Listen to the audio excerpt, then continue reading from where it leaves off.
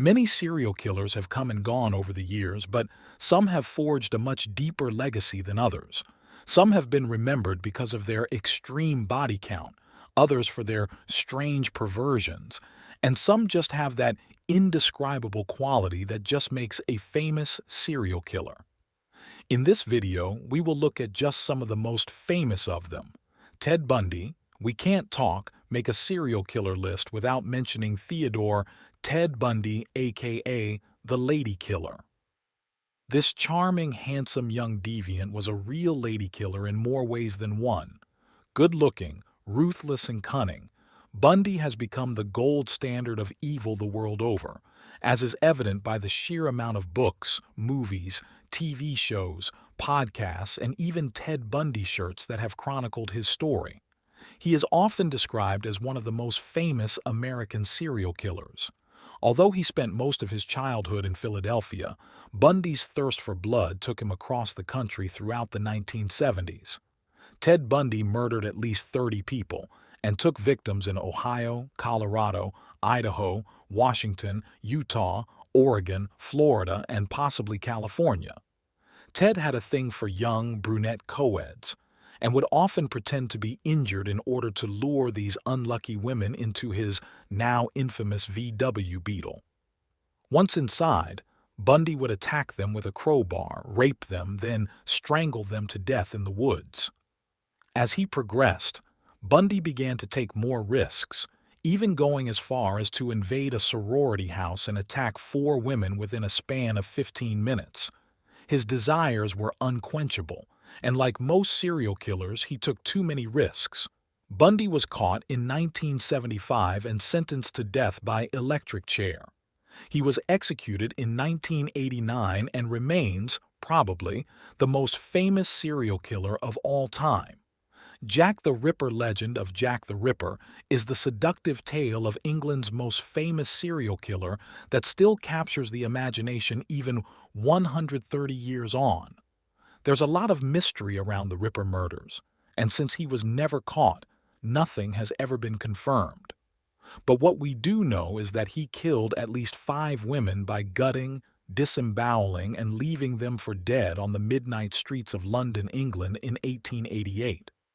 Not content with just spilling the blood of innocent women, the elusive Jack taunted London police with letters and postcards, one of which was sent alongside the extracted kidney of one of his victims.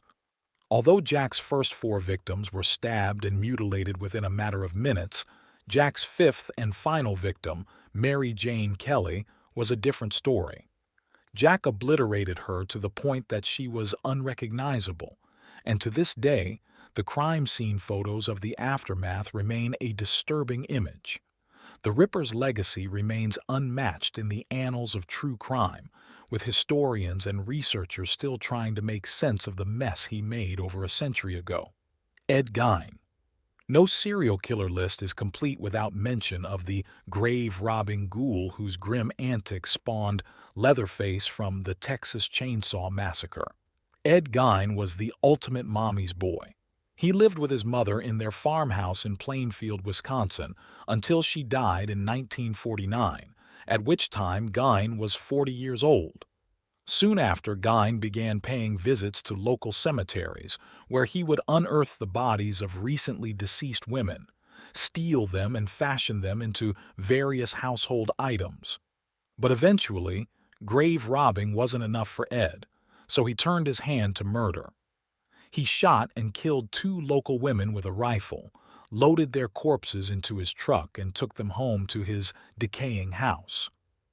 Gein soon became a suspect in the disappearance of local shop owner Bernice Warden, and when police inspected Gein's house, they found some of the most hideous creations known to man: human bones, bowls made of skulls, mutilated vaginas, a lampshade made from human skin, clothes made from flayed skin, and much more.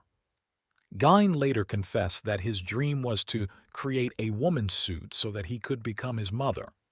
Because of his affinity for making furniture out of human skin, the character Buffalo Bill from Silence of the Lambs was based on Ed Gein's creations. Gein died in a mental hospital in 1984. He's one of the United States' most prolific serial killers for good reason. John Wayne Gacy. The killer clown of Chicago, John Wayne Gacy was the classic two-faced psychopath. By day, he was a successful businessman, community worker, and children's entertainer. But by night, he was a sadistic, murdering rapist who ran an unlicensed cemetery beneath his house. If we're talking serial killers with high victim counts, Gacy is definitely near the top of the list. Gacy's murder spree began in 1972 when he brought 16-year-old Timothy McCoy back to his home and stabbed him multiple times in the chest. As Gacy murdered the young boy, he claimed to experience an orgasm, and from that point on, chased that same feeling with 32 more victims. He procured boys by cruising around Chicago at night and picking them up off the streets, or sometimes he'd bring back boys who he'd hired to work for his construction company. Gacy would surprise attack them once they were in his home, then strangle them with either his hands or a makeshift tourniquet he dubbed his rope trick. Carl Panzram. When you think of history's most infamous serial killers, Carl Panzram might not be the first name that comes to mind, but he's definitely worthy of a spot on the list. You see, every other serial killer on this list had a preferred victim type. Bundy liked young women, Gacy liked teen boys, Gein liked dead women. But Panzram was a different type of beast. He didn't give a shit who you were. Panzram would kill you. In his own words, he was so full of hate that he had no room for any other emotions. Born in Minnesota in 1889, Panzram lived a reckless life from a young age. He started train hopping as a young man to get around the country, attacking and burgling random people along the way to sustain himself. After some prison stints where he was raped and tortured by guards, Panzram's desire for vengeance became unstoppable. He lured American soldiers away from bars and shot and killed them. He targeted boys as young as 11 whom he'd sodomize then strangle. While only convicted of 3 murders, he actually confessed to killing over 20 people. Panzram despised humanity and fantasized about killing on a mass scale. Behind bars, he allegedly told a prison guard, "I wish the whole world had one neck and I had my hands around it." Jeffrey Dahmer. Between the years of 1978 and 1991, the Milwaukee cannibal Jeffrey Dahmer raped, killed, and violated the remains of 17 young men. Not only is Dahmer included on this serial killer list due to his high body count and his bizarre perversions, but he's also one of the few killers to cross racial lines with his victims. Dahmer mostly killed young black men because that was the demographic he was sexually attracted to. He lured them back to his apartment with promises of sex, booze, or drugs, then blitz attacked them and strangled them to death. After they were dead, he'd have sex with them, then mutilate their bodies, keeping several body parts as trophies. As Dahmer became more confident, he began to drug his victims so he could toy with them while they were still alive. In some cases, he drilled into their heads and injected them with chemicals in a strange attempt to create human zombies. Dahmer was caught when one of his victims escaped and told the police of the horrors inside his apartment. Sure enough, police found human body parts, castrated penises in jars, and hundreds of Polaroids of decapitated bodies. Harold Shipman. Back over the pond, we go to Manchester, England, where the man dubbed Dr. Death killed a record-breaking number of victims over a 28-year reign of terror. In the UK, Shipman is undoubtedly one of the most famous serial killers of modern times. On the surface, he looks like your average doctor, but Harold Shipman concealed a horrific secret. He was the most prolific serial killer in known history. Shipman would visit his elderly patients in their homes and administer excessive amounts of morphine into their system, an act which mirrored how his own mother died. Authorities became concerned when they noticed how many patients were dying under Shipman's care. The final straw came when the daughter of Shipman's final victim found that her mother had left a large sum of money to Dr. Shipman in her will. It was later found that Shipman had been falsifying the documents of his dead patients to hide his activities. In total, it's believed that Shipman killed at least 215 people, with a possible total of 260 plus.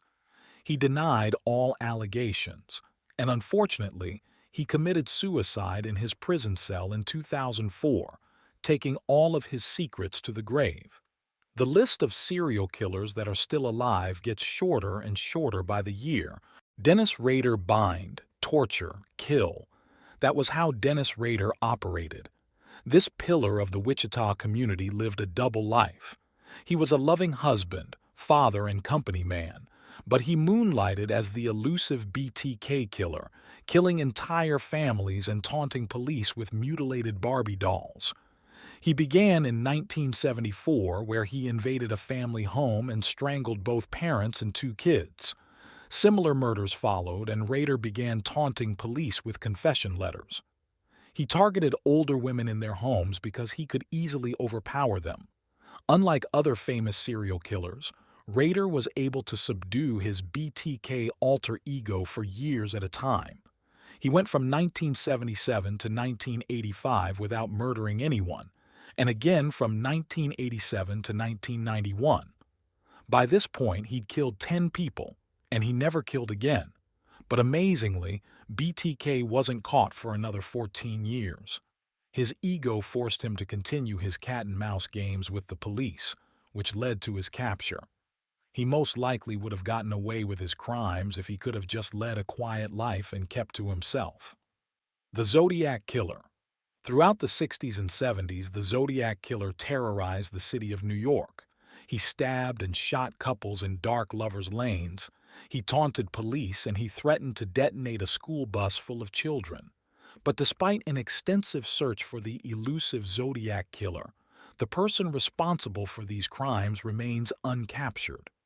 Over the years, suspects have come and gone, and many advances have been made in the case, but no arrests have ever been made.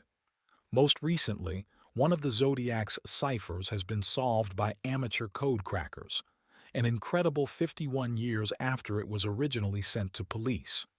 Henry Holmes, widely considered to be America's first serial killer, H. Holmes was a businessman and con artist in addition to being a murderous fiend. In the late 1800s, Holmes built a hotel, commonly referred to as the Murder Castle, to appease his twisted desires. Holmes's establishment was less of a hotel and more like Satan's den. Inside, he built soundproof and airtight rooms, mazes of hallways seemingly leading nowhere, chutes which dropped into acid vats, torture rooms, and even a crematorium. His plan was to kill, dismember, and then sell the body parts and organs to medical schools. Holmes was caught after a failed insurance scam and was sentenced to death. He was hanged in 1896. Edmund Kemper, standing at a gigantic 6'9" feet tall along with a natural dominant demeanor. It's not difficult to believe that Edmund Kemper might be the most physically imposing serial murderer of the modern age. Kemper, known as the Co-Ed Killer, terrorized California throughout the 1960s and 70s, abducting and killing college girls and hitchhikers. Once secluded, Kemper would strangle his victims in his car, take them home, and dismember their corpses. To conclude his reign of terror, Kemper killed his own mother and buried her head in his back garden. Bizarrely, Kemper handed himself in to authorities. When asked what would be a fitting punishment for his crimes, Kemper calmly told the judge that death by torture would be the only suitable conclusion to his story. Albert Fish. To say Albert Fish was a disturbed individual would be an understatement. Fish was perhaps one of the most perverted individuals to have ever lived, committing acts which, even by today's standards, are considered deeply unsettling. Known as the Werewolf of Wisteria, Fish was a serial murderer, child killer, and cannibal who claimed to have eaten children in every state. Between 1924 and 1932, Fish abducted, killed, and ate at least 3 children, although he claimed to have killed many more. Fish also had a penchant for extreme sadomasochism. After being apprehended, Fish was declared a psychiatric phenomenon by experts, claiming that no other living person harbored as many sexual abnormalities as he did. In the hours before his execution, Fish penned his final statement, resulting in several pages of handwritten notes. Fish's lawyer said he would never reveal Fish's last words to the public because of their extreme content. Gary Ridgway, more famously known as the Green River Killer, Gary Ridgway amassed one of the highest serial killer body counts in U.S. history, having murdered at least 49 women over the span of almost 20 years. Ridgway focused on sex workers and runaways, luring them into his car under the pretense of sleeping with them and then strangling them. He then disposed of their bodies in and around the Green River in Washington. Over the years, police discovered body parts and skeletal remains in the Green River, prompting the theory that a serial killer may have been using the area as a dumping ground. DNA evidence later linked Ridgway to several of the killings. It's widely believed that, in addition to the murders he was convicted for, Ridgway could have killed many more. Richard Ramirez, also known as the Night Stalker, Richard Ramirez terrorized Southern California residents during the mid-1980s with a series of brutal home invasion murders and sexual assaults. His unpredictable and sadistic modus operandi left the region in a state of perpetual fear until his capture in 1985. Ramirez was ultimately convicted of 13 murders, 5 attempted murders, 11 sexual assaults, and 14 burglaries. He was sentenced to death and died in prison while awaiting execution.